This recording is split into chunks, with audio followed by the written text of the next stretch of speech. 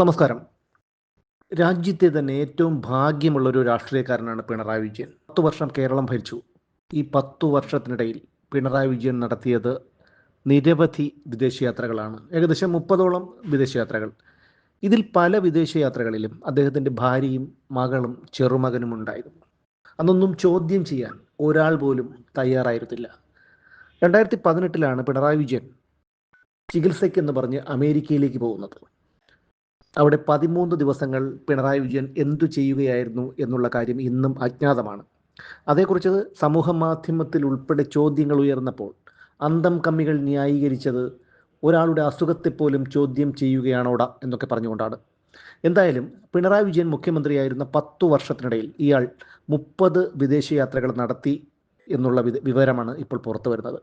ഇത്രയും യാത്രകളിലായി, അതായത് 30 വിദേശയാത്രകളിലായി പിണറായി വിജയൻ 17 രാജ്യങ്ങളിലേക്കാണ് പോയത്. അവകാശ നിയമപ്രകാരമുള്ള ചോദ്യത്തിനാണ് പൊതുഭരണ വകുപ്പ് ഇപ്പോൾ ഈ മറുപടി നൽകിയിരിക്കുന്നത്. എന്നാൽ ഈ 30 യാത്രകൾ നടത്തിയിട്ടും പൊതുഭരണ വകുപ്പ് പുറത്തുവിട്ടത് 8 യാത്രകളുടെ ചെലവ് വിവരം മാത്രമാണ്. ഈ 8 യാത്രകളിലായി ചിലവാക്കിയത് എത്ര രൂപയാണെന്ന് അറിയാമോ? 74,59,364 രൂപ. പക്ഷേ യാത്രകളിൽ താമസത്തിനായി ചിലവഴിച്ച തുക 0 എന്ന വിചിത്രമായിട്ടുള്ള മറുപടിയാണ് കിട്ടിയിരിക്കുന്നത്. പിണറായി വിജയൻ എവിടെയാണ് താമസിച്ചത്? ആരുടെ ആതിഥേയത്വമാണ് സ്വീകരിച്ചത്? ഇതൊക്കെ ഇപ്പോഴും രഹസ്യമാണ്.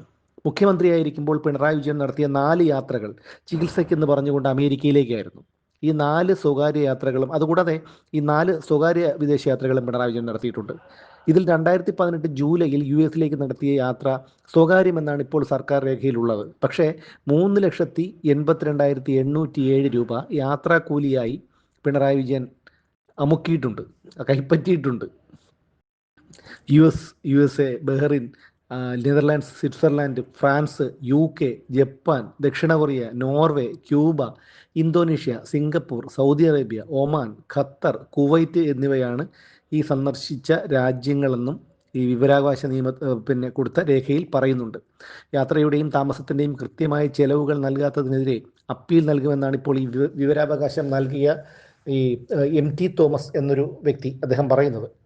ഒന്ന് ഓർത്തു നോക്കൂ, ഇവിടെ എത്രയോ രാഷ്ട്രീയക്കാരുണ്ടായിരുന്നു, എത്രയോ മുഖ്യമന്ത്രിമാരുണ്ടായിരുന്നു. പക്ഷേ ഇതുപോലെ ധൂർത്തനായിട്ടുള്ള കഴിവുകെട്ടൊരുത്തൻ കേരളം ഭരിച്ചതിൽ ഇന്ന് കേരളത്തിലെ ജനങ്ങൾ ലജ്ജിക്കണം. ഓർത്തു നോക്കൂ, എത്ര കോടി രൂപയാണ് ഇയാൾ ചെലവഴിച്ചത്. ഇയാളുടെ ഭാര്യയും മകളും ചെറുമകനുമായി യാതൊരു എളുപ്പമില്ലാതെ പട്ടിണി പാവങ്ങളുടെ പണം എടുത്ത് പോയിട്ട് നിക്ഷേപം സ്വീകരിക്കാനെന്നും നിക്ഷേപം കൊണ്ടുവരാനെന്നും പറഞ്ഞു പോയിട്ട് 10 പൈസയുടെ നിക്ഷേപം കേരളത്തിലെത്തിക്കാൻ പിണറായി വിജയന് കഴിഞ്ഞിട്ടില്ല. നെതർലാൻഡ്സ് സന്ദർശിച്ചത് റൂം ഫോർ റിവർ പദ്ധതി ഇവിടെ നടപ്പിലാക്കുമെന്ന് പറഞ്ഞിട്ടാണ്. എന്നിട്ടിപ്പോൾ ചെറിയൊരു മഴ പെയ്താൽ പോലും വീടുകളുടെ റൂമുകളിൽ വെള്ളം കയറുന്ന പദ്ധതിയാണ് ഇപ്പോൾ പിണറായി വിജയൻ കൊണ്ടുവന്നത്. അതുകൊണ്ട് ഇത്രയും കഴിവുകെട്ടൊരു മുഖ്യമന്ത്രി, ഇത്രയും ധൂർത്തനായ ഒരു മനുഷ്യൻ ഈ ഒരു കേരള രാഷ്ട്രീയത്തിൽ എന്നല്ല, ഇന്ത്യൻ രാഷ്ട്രീയത്തിൽ പോലുമില്ല. നമ്മൾ കേട്ടിട്ടുള്ളത് ബീഹാറിൽ ലാലു പ്രസാദ് യാദവിൻ്റെയും കുടുംബത്തിൻ്റെയും ഒക്കെ കുടുംബവാഴ്ചയാണ്.